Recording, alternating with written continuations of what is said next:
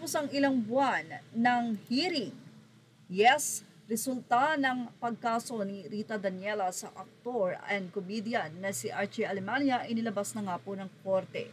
At ang naging hatol, guilty. Marami nga ang natuwa sa nasabi nga pong desisyon ng korte sa napatunayan nga na acts of lasciviousness na ikinaso ng aktres na si Rita Daniela kamakailan lamang sa aktor na si Richie Alemania na kung saan ay nagkasama po ang dalawa sa isang teleserye sa GMA. Hinatulan nga ng guilty ang aktor and comedian na si Archie Alemania sa kasong acts of lasciviousness na isinampa sa kanya ng aktres na si Rita Daniela. Ito'y batay sa desisyon ng Bacoor City Court na inilabas nitong Biyernes. Si Richie Alemania ay nahatulan ng guilty sa kasong acts of lasciviousness sa ilalim ng Article 336 ng Revised Penal Code.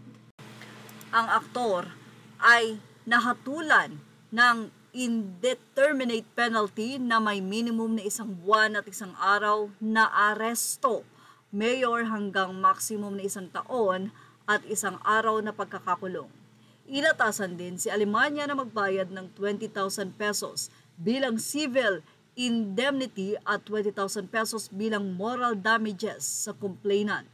Inihayag naman ng abogado ni Daniela na si Attorney Maggie Abraham Garduque ang kasiyahan sa kanyang kampo sa nasabing desisyon ng korte.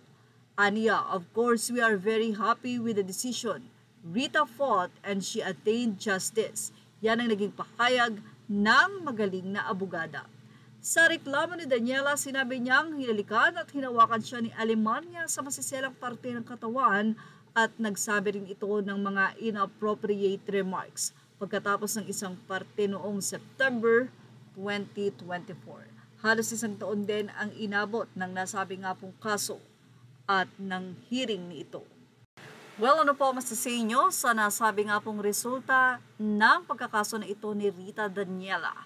At last, ay nagkaroon daw si Rita Daniela ng katahimikan sa nasabi nga pong hindi magandang bagay na na-experience nito kay Archie. At yan ang ating showbiz snap update. Images are all credit to the rightful owners. Please like, share, and subscribe.